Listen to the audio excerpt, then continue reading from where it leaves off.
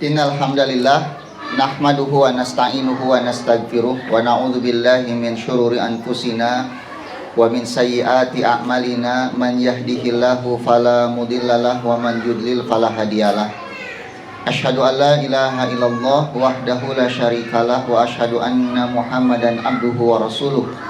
Ya ayyuhalladzina amanu taqullaha haqqa tuqatih wa la tamutunna illa wa antum muslimun. Fa inna asdaqal hadisi kitabullah wa khairal hadi hadi Muhammad sallallahu alaihi wasallam wa syarrul umuri muhdatsatuha wa kullu muhdatsatin bid'ah wa kullu bid'atin dhalalah wa kullu dhalalatin finnar. Cara Bang Ibu? Oh, bapak-bapaknya cuma sedikit. Pada kemana ini bapak-bapak Bu? Sibuk kerja ya? Sebetulnya saya ingin kajian orang tua itu ayah dan ibunya ikut bersama gitu. Mungkin nanti harus ada momen ya, sekali-kali ayah ibu teh ngaji bersama-sama. Supaya apa? Pertama, menunaikan kewajiban. Menuntut ilmu itu hukumnya wajib bagi setiap muslim. Yang kedua, bekal untuk mendidik anak-anak kita. Karena anak-anak didik kita ini, ibu harus tahu, bapak harus tahu, pendidikan mereka itu tanggung jawab orang tuanya secara asal, bukan tanggung jawab gurunya. Ya, jadi ibu, bapak jangan sampai menyerahkan pendidikan anak itu 100% ke sekolah, enggak. Anak-anak kita itu tanggung jawab kita, dan nanti yang ditanya oleh Allah itu kita, bukan gurunya. Ya, oleh sebab itu wajib kita untuk mengaji, menuntut ilmu.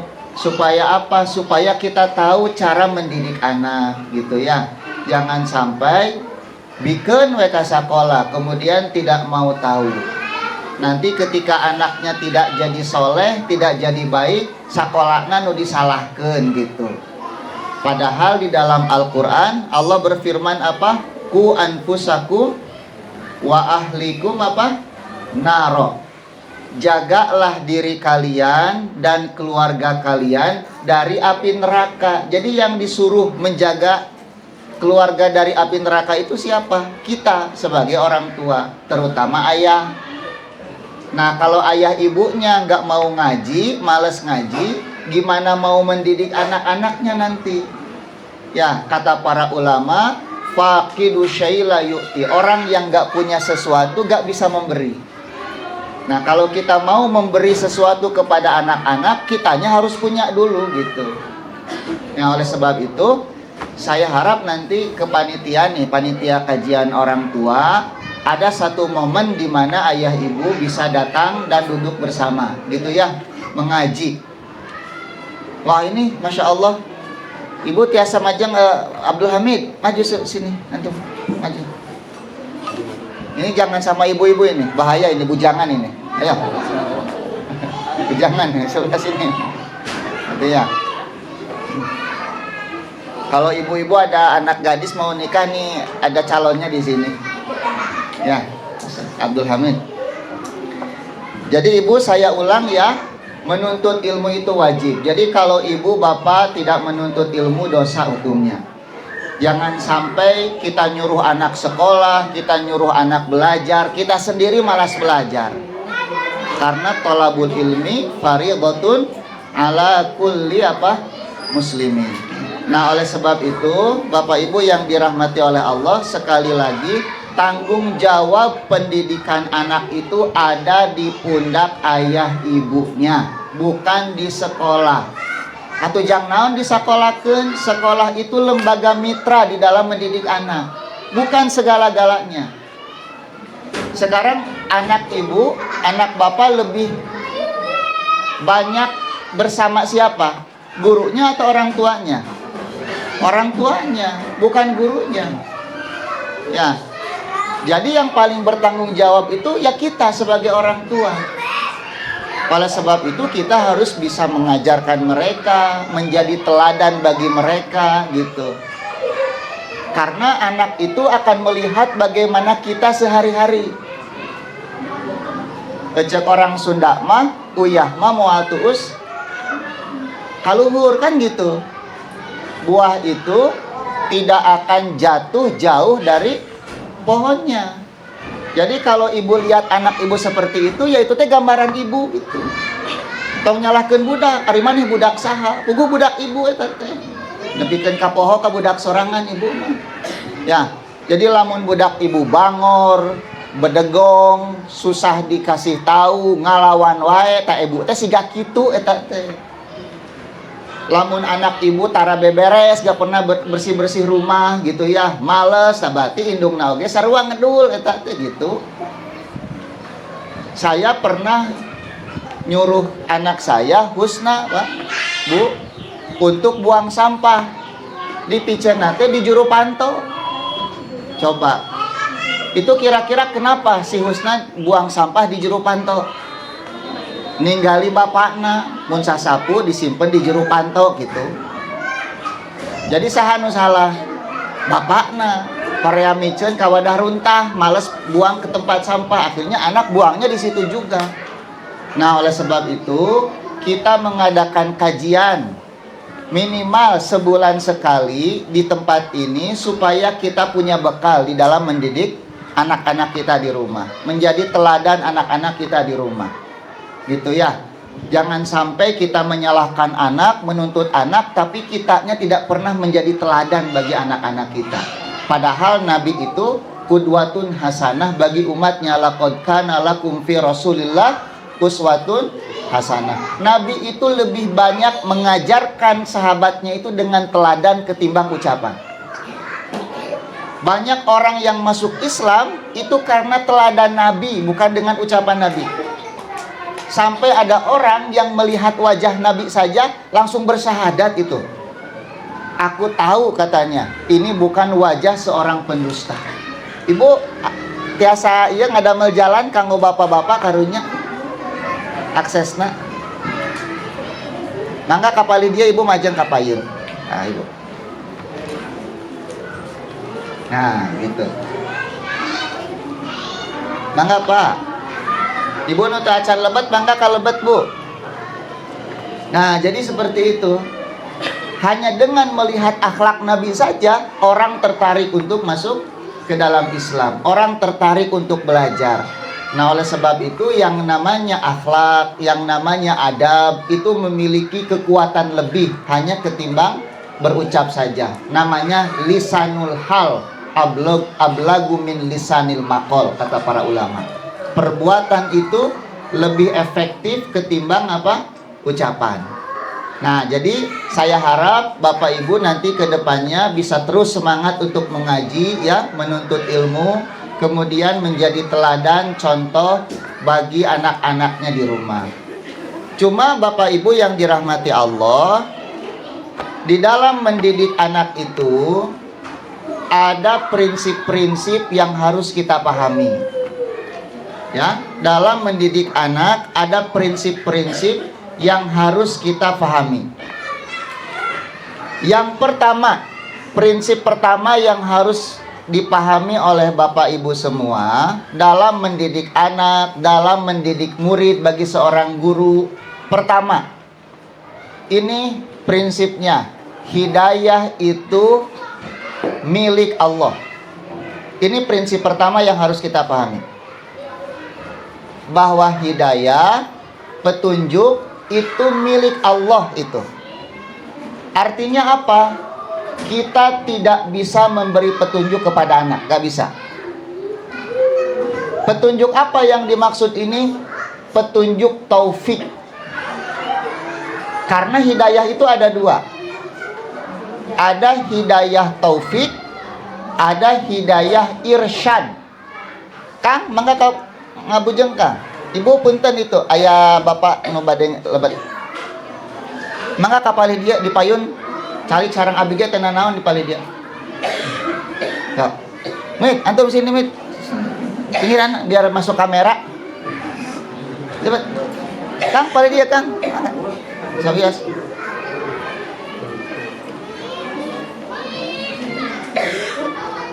Ya. Jadi prinsip yang pertama apa? bahwa pemilik hidayah siapa? Allah. Hidayah apa yang Allah miliki? Hidayatul taufik. Karena hidayah ada dua, ada hidayah taufik, ada hidayatul irsyad. Apa bedanya? Hidayatul irsyad yaitu kita hanya memberitahu mana yang benar, mana yang salah. Kita mengajarkan mana yang benar, mana yang salah kepada anak. Tetapi anak mau tidaknya mengikuti petunjuk kita itu tergantung taufik dari Allah Subhanahu wa taala. Gitu. Ini yang harus kita pahami terlebih dahulu. Kenapa? Ada orang tua yang mendidik anaknya bertahun-tahun tapi anaknya jadi durhaka. Bahkan ada seorang ustadz, dia ustadz tapi kemudian anaknya jadi pemabuk. Itu ada itu. Sampai tatonya itu seawak-awak, mabok di lapang, ngagoler di ais ku bapaknya yang ustadz itu. Apakah si ayahnya itu tidak mendidik anaknya, Ibu? Coba, saya ingin tanya, maknya cenah ustadz teh ari kabatur bisa, ari ka keluarga sorangan kan sok itu orang banyak. Padahal yang memberi hidayah siapa? Allah, bukan ustadz, bukan ayah, bukan ibu. Kita hanya mengajarkan yang baik kepada anak-anak. Nah, kamu harus rajin sholat. Kamu nanti kalau Ramadan harus berpuasa. Kamu harus baik sama tetangga, baik sama teman. Itu namanya hidayatul irsyad yang seperti itu. Tapi nanti anak kita nurut atau tidak, mereka tumbuh menjadi soleh atau tidak, itu tergantung hidayatul taufik dari Allah Subhanahu wa ta'ala. Ini prinsip yang harus kita pegang. Supaya apa? Supaya kita tidak menyesal. Nah, hanya budak teh sudah disekolahkan, dipesantrenkan, dididik dengan baik, tapi kok hasilnya seperti ini. Ibu, bapak, selama ibu bapak sudah berusaha mendidik anak, maka tanggung jawab kita di hadapan Allah sudah lepas. Tapi kalau kita tidak mendidik mereka sama sekali, hisab kita besar di sisi Allah nanti. Jangan sampai ayah dengan alasan kerja kemudian tidak mendidik anaknya sama sekali. Dosa apa itu? Gak boleh. Ada ayah yang berangkat subuh, anaknya lagi tidur, nanti pulang malam anaknya sudah tidur lagi. Sampai tidak ada waktu sama sekali untuk berinteraksi dengan anak, menasehati anak, menjadi teladan bagi anak, bermain-main dengan anak. Ini kok sampai seperti ini seorang ayah itu bagaimana gitu? Padahal kewajiban ayah bukan hanya sebatas apa? Memberi nafkah. Enggak. Makanya harus ada meluangkan waktu ngobrol dengan anak. Dan mendidik anak mah, mengajari anak mah tidak mesti seperti majelis taklim seperti ini. Lagi naik motor gitu ya, kita ngobrol dengan anak. Naik mobil ngobrol dengan anak. Di rumah lagi bercanda sambil menasehati anak gitu ya. Jadi jangan sampai tidak ada waktu sama sekali untuk menjadi teladan bagi anak-anak kita gitu ya. Makanya di dalam Al-A'raf ayat 178 Allah berfirman, man yahdillahu fahuwal muhtadi. Barang siapa yang diberi petunjuk oleh Allah, maka dialah orang yang mendapatkan hidayah. Wa man yudlil faulaika humul khasirun. Barang siapa yang tersesat, maka mereka adalah orang-orang yang merugi. Gitu. Kemudian di dalam surat Fatir ayat 8 Allah berfirman, fa innallaha yudillu man yasha'u wa yahdi man yasha'. Sesungguhnya Allah menyesatkan siapa saja yang Ia kehendaki dan memberi petunjuk kepada siapa saja yang Ia kehendaki. Jadi siapa yang memberi petunjuk, Ibu? Allah. Kewajiban kita apa? Mengajarkan anak, itu saja. Memberi teladan kepada anak. Itu kewajiban kita.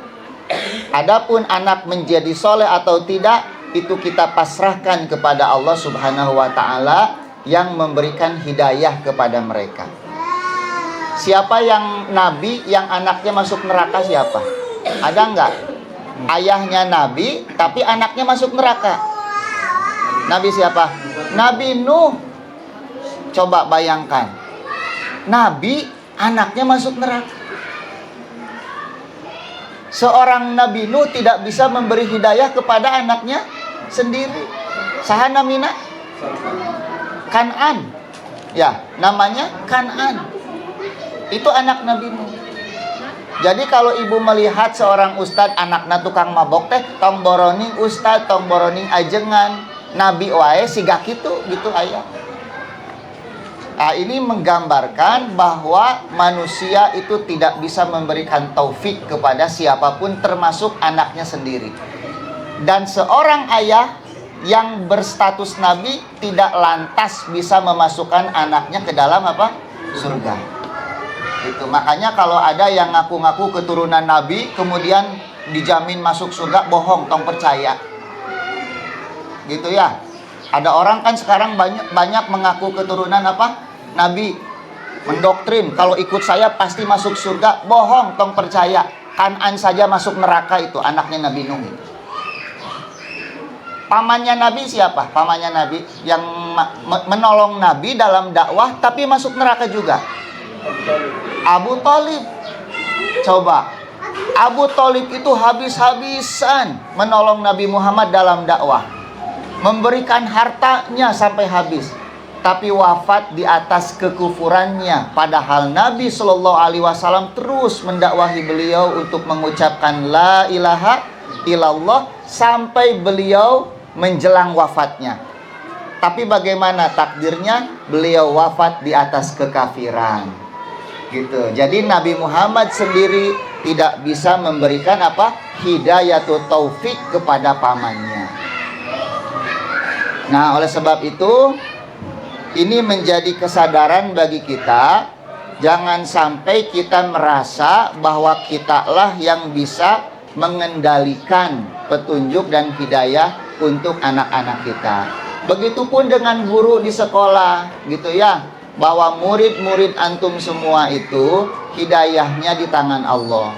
Kewajiban guru hanya menyampaikan ilmu, mendidik mereka, memberikan teladan kepada mereka. Kalau ternyata anak-anak didik kita kemudian tidak seperti yang kita harapkan, maka kita kembalikan kepada Allah Subhanahu wa ta'ala. Gitu. Siapa lagi yang tidak bisa memberi hidayah di kalangan Nabi? Nabi Ibrahim. Nabi Ibrahim tidak bisa memberi petunjuk kepada siapa? Ayahnya sendiri. Anaknya Nabi, tapi kemudian ayahnya tukang bikin patung, disembah. Didakwahi oleh Nabi Ibrahim, kekeh we pengen kafir gitu. Ada yang suaminya Nabi, istrinya masuk neraka. Siapa? Nabi Lut, Nabi Nuh. Istri Nabi Lut dengan istri Nabi Nuh itu sama-sama masuk apa? Neraka. Makanya pasangan ibu sekarang itu belum tentu pasangan ibu di akhirat. Gitu. Nanti kalau ibu masuk surga, suaminya belum tentu suami yang sekarang ibu. Ibu yang getah suami karena yang nu ayeuna. Hayang gararento siga nanti. Kadara ruhung sih aing mah milih nu ieu kan gitu. Aya nu kitu di dia. Ibu tong dibayangkeun di surga suami ibu siga ayeuna ulah gitu. Ayeuna mah kan mengkhawatirkan bunya. Gitu. Nah di surga mah beda deui. Di surga mah kararasep kayak mah gitu. Ibu oge glowing kayak di surga mah. Ayeuna mah hayang glowing ngadon ngagulawing kan ibu teh gitu. Aya nu hayang glowing ngadon hinyai ciga lauk. Nah, jadi kayak di surga mah semuanya sempurna. Tapi ada ibu yang ternyata masuk surga itu tidak berpasangan lagi. Suaminya ke surga, istrinya ke neraka. Ada yang istrinya ke surga, suaminya ke neraka. Ada yang seperti itu. Itu menunjukkan bahwa segalanya kembali kepada takdir Allah Subhanahu wa ta'ala. Tapi tugas kita tetap harus berusaha di dalam memberikan apa? Ajaran dan teladan yang baik. Nah, ibu bisa dipahami sampai di sini ya. Urusan hidayah itu urusan siapa? Allah. Hidayah apa? Hidayah itu taufik. Yang kita miliki hidayah apa? Hidayatul irsyad. Kita hanya memberikan pengajaran dan petunjuk saja. Gitu. Ini harus kita pahami. Yang kedua, prinsip yang kedua di dalam mendidik anak-anak kita, mendidik murid-murid kita apa? Kita harus rajin mendoakan mereka. Gitu ya. Selain memberikan pengajaran, memberikan teladan, maka yang sangat penting adalah doa. Tak iya nusok kita lupa teh gitu. Kita selalu fokus mengajarkan ini, mengajarkan itu. Tapi kita lupa pemberi hidayah adalah Allah. Sehingga kita lupa berdoa kepada Allah agar Allah memberikan petunjuk kepada anak-anak kita. Pasok ibu ngadoakeun murang kali wajib hukumnya. Justru doa ini senjata yang paling ampuh bagi seorang muslim. Guru pun sama. Tugas guru itu bukan hanya mengajar anak muridnya. Yang paling penting adalah mendoakan. Kang Pemi, hadiah. Ulah dina lawang panto ngahalangan. Jadi dia. Tah gitu. Tuh, iman nurut, antum teu nurut. Telat kumaha mah antum MC heula nya. Nah, jadi ini para guru nih jangan lupa doa. Ya, kita ngajar nepikeun ka berbusa-busa gitu. Budak teh teu nurut wae, da urangna tara ngadoa. Padahal mendoakan murid, mendoakan anak itu dicontohkan oleh Nabi Shallallahu Alaihi Wasallam. Siapa di antara sahabat yang didoakan oleh Nabi? Yang terkenal, Abdullah bin Abbas. Ketika Nabi wafat, itu usianya baru 12 tahun Abdullah bin Abbas itu. Tetapi menjadi ahli tafsirnya di antara para sahabat Nabi. Berkat apa? Berkat doa itu. Nabi suatu saat memeluk Ibnu Abbas dan berdoa, Allahumma faqihhu fiddin wa alimhu ta'wila. Ya Allah, ajarkan agama, faqihkan dia dalam agama dan ajarkan tafsirnya. Maka Ibnu Abbas tumbuh menjadi seorang ulama besar, bahkan mengalahkan para sahabat yang senior ketika itu. Cing, Bapak Ibu, kumaha ngadoakeun murang kali sok siga kumaha doana. Yang mudah-mudahan sing jadi pebisnis suksesnya gitunya doana. Ngarah jadi dokter. Jadi naon deui? Aya nu budakna teh di jurung-jurung jadi penari balet. Budak titah kukurilingan nepi ka olam. Nanaonan Ibu? Ya. Untuk apa anak tidak apa-apa jadi apa? Jadi pilot, jadi insinyur, jadi dokter. Tetapi yang paling utama mereka harus jadi orang yang paham dengan agamanya. Aya di dieu nu sok ngadoakeun murang kali jadi ulama. Cing ngacung saha nu ngadoakeun murang kalina jadi ulama. Tuh arareueuh sigana tetungan hiji tingali. Ibu, kita teh krisis ulama kita tuh. Ulama itu pewaris Nabi. Cobalah di antara anak-anak kita itu ada yang kemudian mempelajari agama dengan mendalam, menghafal Quran, mempelajari fikih, mempelajari akidah, untuk mengajarkan kembali kepada umat. Dan ternyata kita butuh orang-orang seperti itu, betul nggak? Sekarang kita masukkan Ibu ke sekolah-sekolah umum, tidak jarang kita mendapati, barudak SD geus bobogohan zaman ayeuna mah. Bu, kemarin ada video itu viral, anak perempuan 10 tahun sudah melakukan hubungan seksual. BKKBN itu Bu merilis itu bahwa anak-anak 13 sampai 14 tahun itu sebanyak 60% sekarang sudah melakukan hubungan seksual. 13 tahun, 14 tahun sebanyak 60%. 20%-nya 16, 17, 20%-nya 19, 20 tahun. Ibu bayangkan coba, bagaimana buruknya kehidupan kita zaman sekarang ini. Bahkan pesantren pun sarwana deui. Kemarin 40 anak laki-laki disodomi oleh gurunya sendiri di Sumatera. Coba Ibu, bagaimana kita mau percaya dengan lembaga pendidikan hari ini kalau ternyata kasus-kasus seperti itu terus berulang dan tidak pernah berhenti? Sampai ada di satu daerah itu anak-anak SMP datang ke KUA minta untuk dinikahkan karena hamil. Anak SMP. Jadi kita ini krisis moral hari ini, Ibu. Krisis adab kita itu. Nah, jadi ini tanggung jawab siapa? Tanggung jawab siapa menjaga anak-anak itu? Tanggung jawab kita. Di antara tanggung jawab kita sebagai orang tua, doa untuk mereka. Dan doakan kebaikan, mudah-mudahan ada di antara anak kita mereka yang menjadi faqih ahli ilmu, menjadi ulama, sebagaimana Nabi mendoakan Ibnu Abbas radhiyallahu anhu. Suatu hari Usamah bin Zaid masuk ke rumah Nabi. Kemudian Nabi berdoa mengangkat tangan dan menempelkan tangannya di kepala Usamah. Kata Usamah, aku tahu Nabi sedang mendoakan aku. Jadi ibu boleh berdoa, angkat tangan, usapkeun tah ke kepala si anak. Mudah-mudahan jadi anak yang soleh. Ya, banyak ibu kisah-kisah Nabi Shallallahu Alaihi Wasallam mendoakan para sahabatnya, dan doa Nabi mustajab. Di antara doa yang tidak pernah ditolak oleh Allah, doa orang tua kepada siapa? Kepada anaknya sendiri. Ya, dan ini pesan untuk guru-guru atasdik, banyak-banyaklah mendoakan murid. Gitu ya. Jangan hanya sebatas mengajar saja, memberi tugas, memberi PR, mendoakan murid dan menjadi teladan bagi muridnya gitu. Jangan sampai ada guru oge siga kitu. Ari guru mah digugu jeung ditiru kan gitu. Guru kencing berdiri, murid kencing berlari.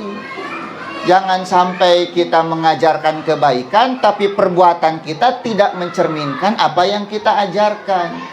Kabura maqtan indallahi antaqulu ma la taf'alun. Besar dosa di sisi Allah kalian mengatakan sesuatu tapi kalian tidak memberikan teladan kepada, tidak mengamalkan apa yang kalian ucapkan tersebut. Nah, jadi Bapak Ibu yang dirahmati oleh Allah Subhanahu wa taala, ada dua konsep yang sudah kita pelajari ya di dalam mendidik anak. Pertama, keyakinan kita bahwa hidayah, taufik hanya milik Allah. Yang bisa kita lakukan hanya hidayatul irsyad, memberikan teladan dan pengajaran. Yang kedua, doa itu memiliki peran yang sangat penting di dalam kebaikan seorang anak. Gitu. Jangan pernah berhenti untuk mendoakan anak-anak kita.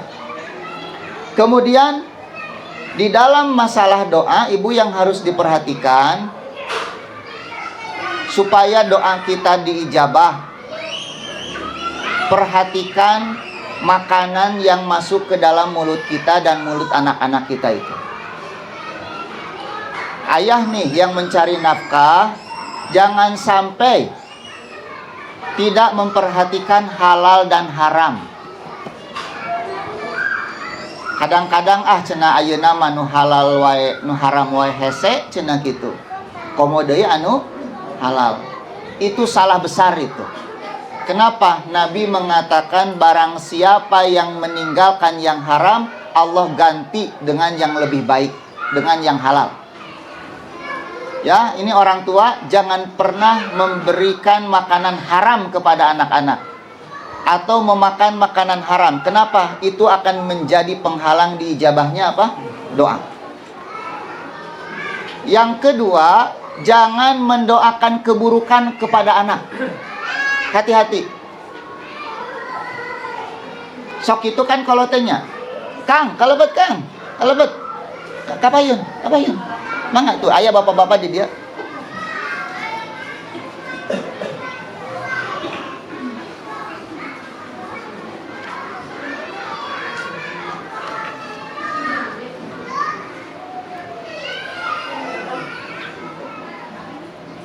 Jadi jangan mendoakan apa? Keburukan kepada anak. Suatu hari Nabi berkata kepada seseorang yang melaknat binatang. Jadi ini ada orang melaknat unta. Maka Nabi Shallallahu Alaihi Wasallam bersabda, siapa tadi yang melaknat untanya? Gitu. Maka orang itu mengatakan, aku ya Rasulullah. Maka Nabi Shallallahu Alaihi Wasallam bersabda, turun kamu dari untamu, kata Nabi. Turun kamu dari untamu. Kenapa? Karena kita tidak boleh berjalan kemudian diiringi dengan sesuatu yang dilaknat. Jadi lamun bapak ngalaknat motor, temenang tadi tumpakan motor teh. Gitunya dasar motor butut, nah laknatullah alaik kan gitu. Bakat tingku keheul eta motor butut, mogok wae tuluy dilaknat, itu motor gak boleh dipakai itu. Sebagaimana Nabi melarang orang yang melaknat untanya untuk menaiki untanya itu. Jadi hati-hati ini dengan lisan ini. Kemudian Nabi mengatakan apa? La tad'u ala anfusikum. Janganlah kalian melaknat diri kalian sendiri, kata Nabi. Wala tad'u ala auladikum. Jangan kalian melaknat anak-anak kalian sendiri. Wala tad'u ala amwalikum. Jangan kalian melaknat harta kalian sendiri. La tuwafiqu minallahi sa'atan yus'alu fiha ata'un fayastajibu lakum. Jangan-jangan kalian sedang melaknat sesuatu bertepatan dengan saat Allah mengijabah apa? Doa. Sehingga Allah pun mengabulkan doa itu.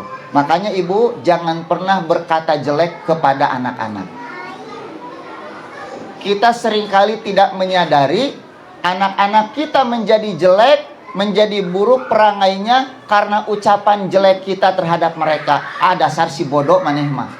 Kan sok itu, ari maneh bedegong-bedegong teuing. Gitu. Ya, kan ada orang tua yang gampang melaknat anaknya, menjelek-jelekan anaknya. Dia tidak sadar kondisi anaknya menjadi jelek karena ucapan-ucapan jelek orang tuanya. Makanya kalau anak nakal itu didoakan supaya menjadi anak yang soleh, anak yang baik, bukan digogoreng. Si bodoh, si belegung, si ciple, si bedegong, kan gitu.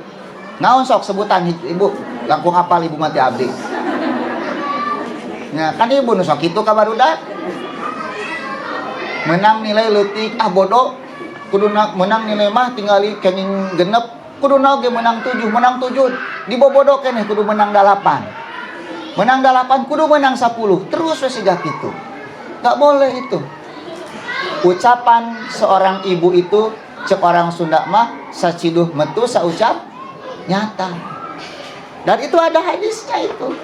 Jangan sampai kita berkata jelek kepada anak bertepatan pada satu waktu di mana Allah mengabulkan doa-doa itu. Bu, ada seorang anak durhaka sama orang tuanya. Kemudian si anak ini pergi naik mobil, si ibunya mengatakan muarek ngahampura cenah nepi ka maot oge, tabrakan bu. Ya, makanya hati-hati ini ucapan kita kepada anak itu. Jangan sampai melaknat. Laknat itu ucapan-ucapan jelek yang muncul dari mulut kita. Ya, jadi kalau anak kita tidak soleh dan kita sering melaknat mereka, ya jangan salahkan mereka. Itu dosa kita sendiri itu. Peringatan dari Allah bahwa kita tidak bisa menjaga apa? Lisan kita. Hati-hati ibu. Sok saya ngaharuleng kieu sih karena teh inget dosa ya. Nya, inget kan dosa. Mentah hampura ke kabarudak gitu. Perbaiki ini lisan kita ini.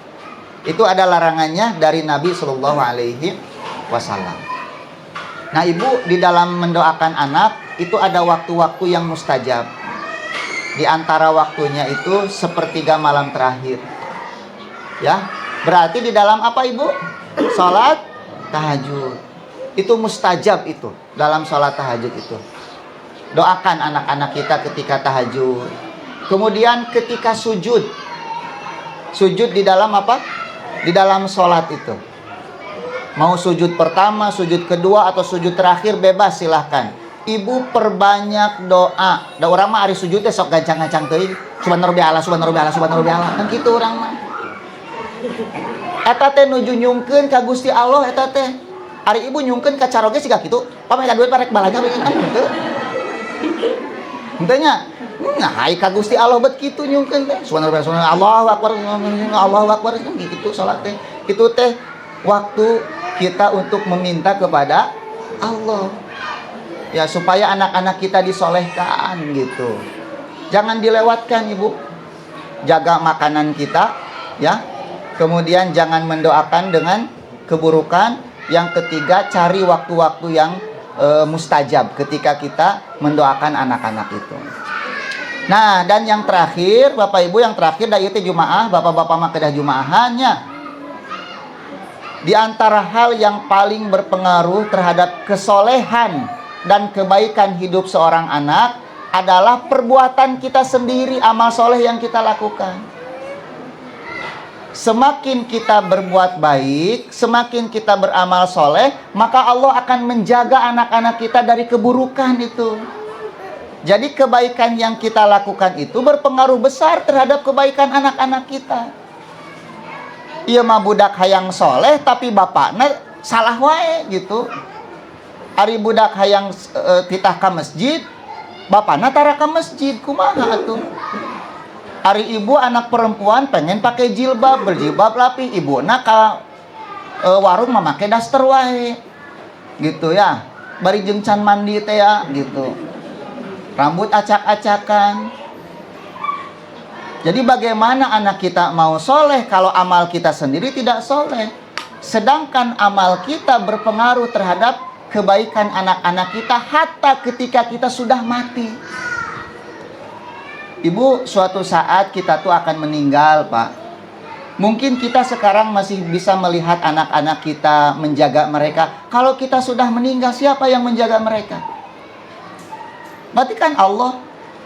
Nah, bagaimana caranya Allah supaya Allah berkehendak menjaga anak-anak kita? Itu dengan amal soleh selama kita hidup itu. Ya, selama kita hidup. Itu menjadi wasilah Allah menjaga keturunan kita terus. Dalilnya apa? Dalilnya surat Al-Kahfi ayat 82. Ketika Nabi Musa berjalan dengan Nabi siapa? Nabi Khidir. Kemudian Nabi Musa dan Nabi Khidir menemukan tembok yang mau runtuh. Kan gitu ya? Yang mau runtuh. Diperbaiki saja oleh mereka berdua. Setelah itu Nabi Musa mengatakan kepada Khidir, kenapa engkau tidak meminta balasan dari orang-orang kampung itu? Karena kita sudah memperbaiki tembok mereka. Kata Nabi Khidir, hada firaku baini wa baini. Gitu. Yang pertama Nabi Khidir itu ngapain saja? Membolongi kapal ya, kapal laut dibolongi. Kemudian yang kedua membunuh anak kecil. Yang ketiga memperbaiki tembok. Nabi Khidir itu bilang kepada Nabi Musa, tong loba tanya, jangan banyak bertanya, nanti di akhir saja. Tapi Nabi Musa tidak sabar. Ari Khidir kunaon eta parahu bet di bolongan. Budak leutik teu boga dosa dipaehan. Kemudian sekarang memperbaiki tembok. Nabi Khidir tidak meminta balasan, tapi kata Nabi Musa, minta upahnya kepada mereka. Kata Nabi Khidir, hadza firaku baini wa baini. Saunabbiuka bita'wili ma lam tasti alaihi sabra. Nanti aku akan kabarkan kepada kamu sesuatu yang kamu tidak bisa sabar dengannya. Nah, apa rahasia dari tembok itu? Dalam Al-Kahfi 82 dikatakan, wa amal jidar. Adapun tembok itu fakana ligulamaini yatimaini fil Madinah. Itu milik dua anak yatim. Berarti tidak punya ayah dan tidak punya ibu. Wa kana tahtahu kanzun lahuma. Di bawah tembok itu ada harta karun. Milik keduanya. Wa kana abuhuma soliha. Sedangkan ayahnya dulu ketika hidup adalah seorang ayah yang soleh. Lihat.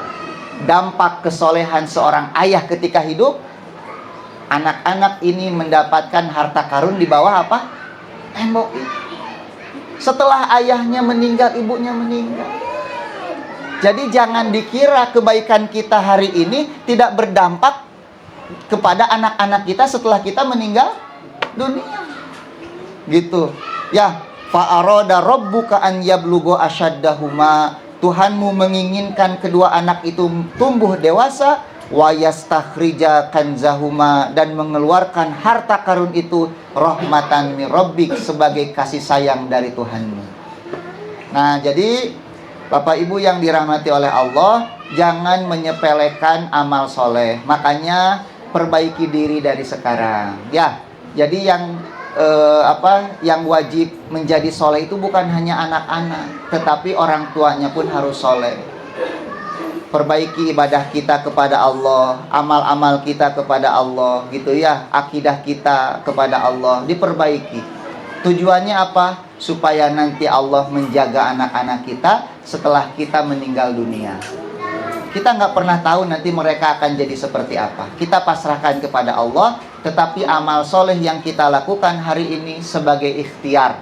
Mudah-mudahan dengan amal soleh yang kita lakukan, Allah akan menjaga anak-anak kita sepeninggal kita, setelah kita meninggal dunia nanti. Nah, jadi Ibu mulai berbenah dari sekarang ya. Berbenah dari mulai mana Ibu? Nanti perbaiki akidah kita ya, ketauhidan kita kepada Allah. Tong ngagugulung wae kasyirikan, ulah percaya ka dukun, tong percaya kana khodam. Ayo sok tinggalian khodam di dieu. Sanu khodamna cucunguk ngacung. Bisi aya nu khodamna cucunguk. Eta teh musyrik Ibu nu kitu teh nya. Sok mun bisa mah TikTokna piceun. Hapus TikTokna. Sanu sok jojogedan na TikTok di dia. Kade, itu pengaruh terhadap anak-anak. Jojogedan dina TikTok teh. Make jeung ngageol na TikTok. Dawuh nu kabitaeun eueuh Ibu. Nya, Ibu hoyong viral. Lamun tos viral bade naon? Naik angkot gratis. Naik online anger we mayar, kan gitu nya. Ibu buang tuh TikTok. Gak bermanfaat kecuali Ibu punya bisnis di sana. Bisnis dengan baik. Jualan dengan baik, gak usah pasang konten-konten yang diharamkan. Kelihatan anak itu jelek buat anak nanti. Ya, media sosial itu.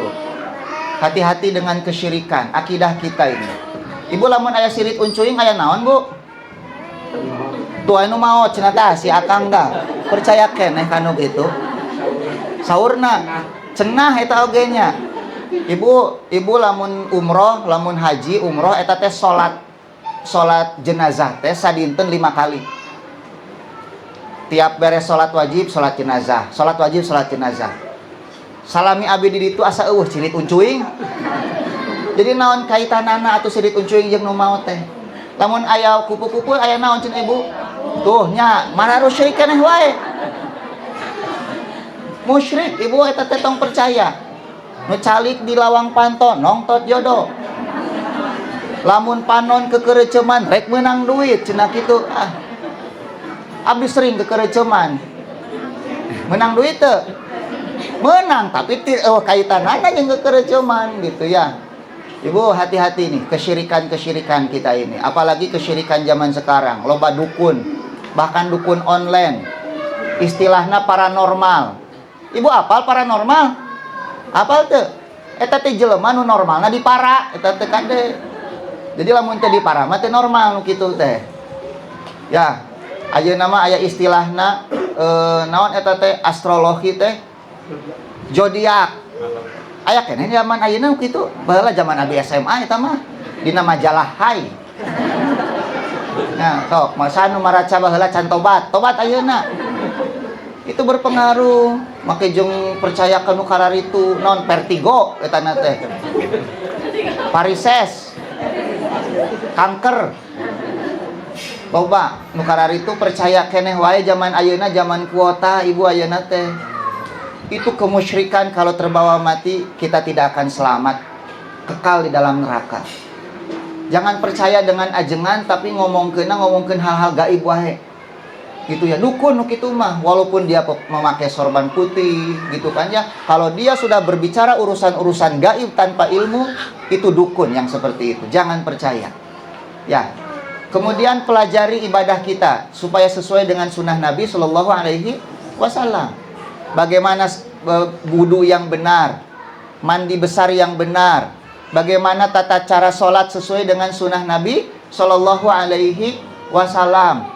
Gitu. Nanti kalau bulan puasa pelajari ibadah Ramadan itu seperti apa yang sesuai dengan sunnah Nabi. Ibu yang mau umroh, pelajari tata cara umroh sesuai dengan sunnah Nabi. Berusaha Bu, pelajari. Dari mana taunya? Dari hadis-hadis Nabi Shallallahu Alaihi Wasallam.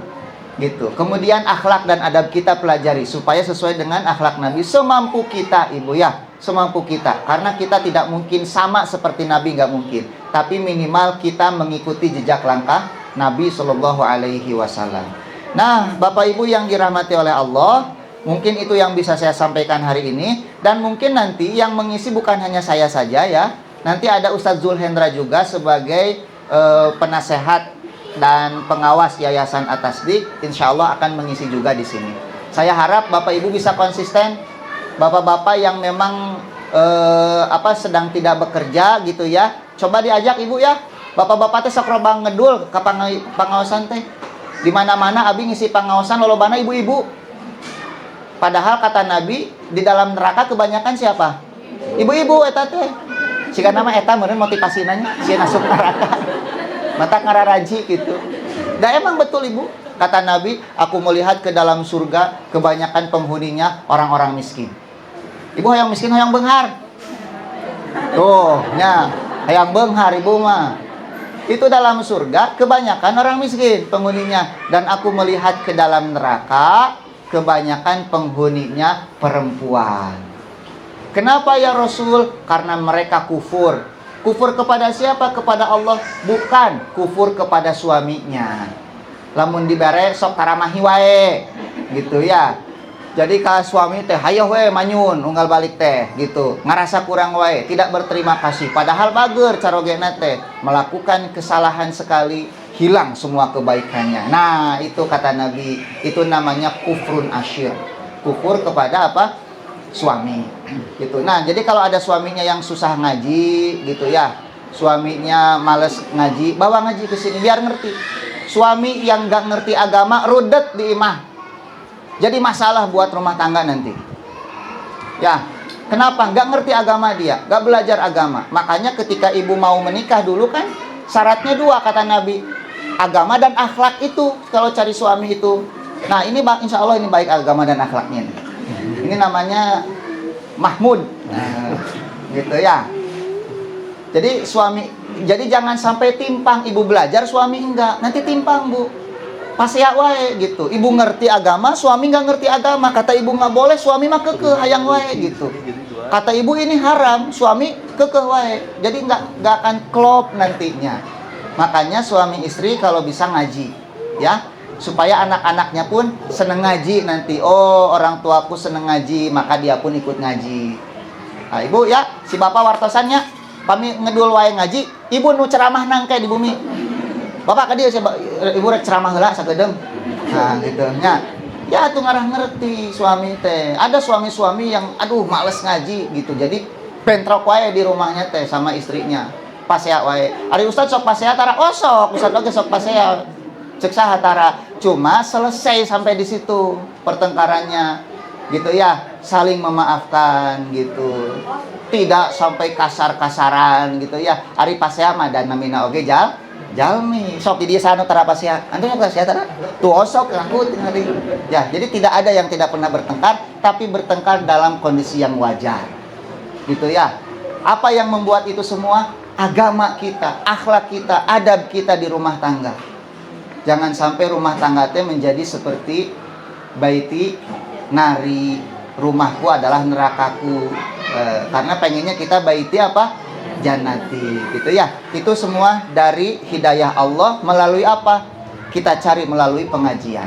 Wallahu a'lam bishawab. Teu aya patarosan heula. Anu naros teu? Pamit aya berarti tos palinter sadayana. Anu naros. Mangga Ibu. Silakan itunya halo-halonya diberikan. Ustaz Abdullah menuju ya. Sabar. Bismillah. Assalamualaikum warahmatullahi wabarakatuh. Waalaikumsalam warahmatullahi wabarakatuh. Bapak, tadi kan disebutkan kalau misalkan dari ucapan itu bisa menjadi doa. Iya. Kalau misalkan dari prasangka, dari hati aja dulu atau ya. belum diucapin tapi dari hati gitu. Iya. itu termasuknya ke dosa juga atau apa gimana? Ya, Nabi pernah bersabda, "Innallaha tajawaza an ummati al-khata malam ma hadatsa bihi anfusuhum malam yatakallam au ya'mal bih." Allah mengampuni dari umatku segala lintasan hatinya selama dia belum mengucapkannya atau belum mengamalkannya. Jadi kalau kita menggerutu dalam hati pengen nyarekan tapi ditahan, itu tidak menjadi dosa. Yang menjadi dosa itu setelah diungkapkan gitu. Gitu kan ya, urang mah kan lamun ngambek teh hayang nanti ngomong wae. Benar tak? Padahal boleh sih berbicara tetapi dengan ungkapan yang baik. Marah kepada anak, maka ungkapkan dengan nasihat yang baik. Harusnya seperti itu. Bukan marah kemudian diungkapkan dengan kata-kata umpatan, kata-kata kasar gitu. Dan marah mah itu mah manusiawi. Siapa yang tidak punya rasa marah itu normal kita mah. Ya, cuma marah kita itu kan untuk siapa? Ada yang disebut dengan al-bughdulillah, marah karena apa? Karena Allah. Jadi marah itu manusiawi. Hanya bagaimana kita mengungkapkan amarah kita itu. Naon eta? Assalamualaikum. Waalaikumsalam. Nya budak teh, budak saha eta? Ganggang mun keur ngaji. Eta calon ulama eta teh.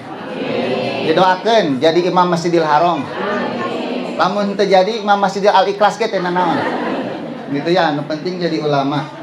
Jadi itu Ibu ya. Jadi jangan sampai siga aqua lamun dikocok sanes aqua nan sele mineral. Eta nu sok muncrat teh naon? Soda Coca-Cola nya kocok ku Ibu teh. Da lamun teu dibuka wadahna mah moal mudal eta teh.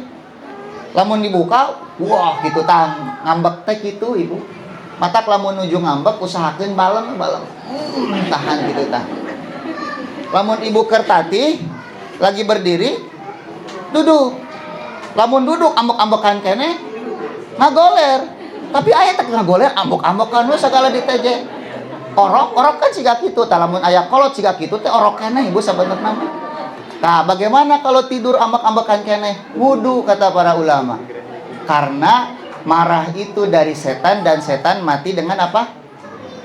Marah itu dari setan. Setan terbuat dari api dan api itu padam dengan air. Ieu mah Ustaz cenah wudu ge ambek-ambekan we, atuh mandi sakalian. Sarua ambek-ambekan mojay sakalian. Manya kitu-kitu teuing. Teh normal berarti nu kitu mah. Ya, jadi Ibu selama dalam hati tidak ada dosa kecuali kalau itu bagian dari penyakit hati. Apa? Suudon, selalu berprasangka buruk, hasad kepada orang lain gitu kan. Ada orang-orang yang kerjaannya tuh hasad sama orang tuh, nggak suka orang senang itu, tapi dia senang kalau orang susah. Nah itu orang-orang hasad. Dengki, ria, itu mah penyakit hati. Walaupun ada di dalam hati tetap menjadi apa? Menjadi dosa.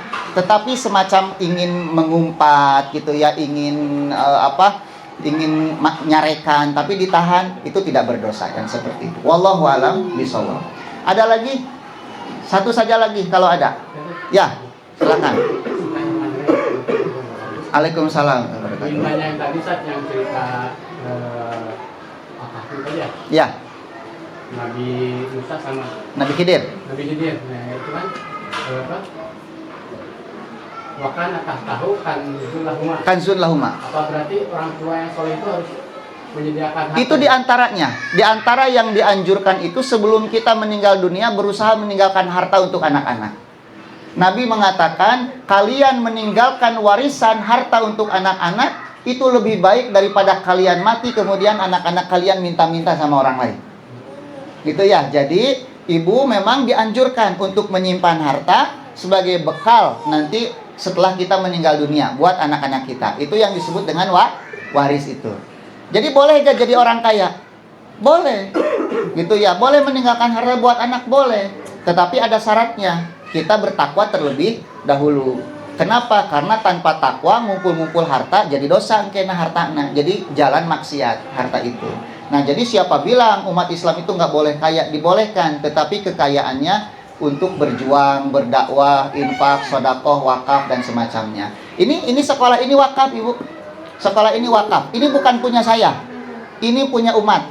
Salah kalau mengatakan ini Nukang Chandra, Nukang Chandra. Bukan. Ini punya umat sekolah ini. Yang wakafnya keluarga Mang Yayan. Tahu Mang Yayan tukang hayam? Gitu ya. Ini wakaf. Gitu. Nah, ini harta berkah yang seperti ini. Gitu ya. Ini berkah, ini harta ini. Bagaimana kok bisa seperti itu? Diawali dengan ketakwaan. Orang takwa kalau sudah dapat harta itu mudah untuk diberikan di jalan Allah Subhanahu wa taala. Jadi akan silakan bekerja mencari harta, tapi jangan tenggelam dalam kehidupan dunia. Gitu ya. Wallahu a'lam bishawab. Subhanakallahumma wa bihamdika asyhadu alla ilaha illa anta astaghfiruka wa atubu ilaik. Assalamualaikum warahmatullahi wabarakatuh.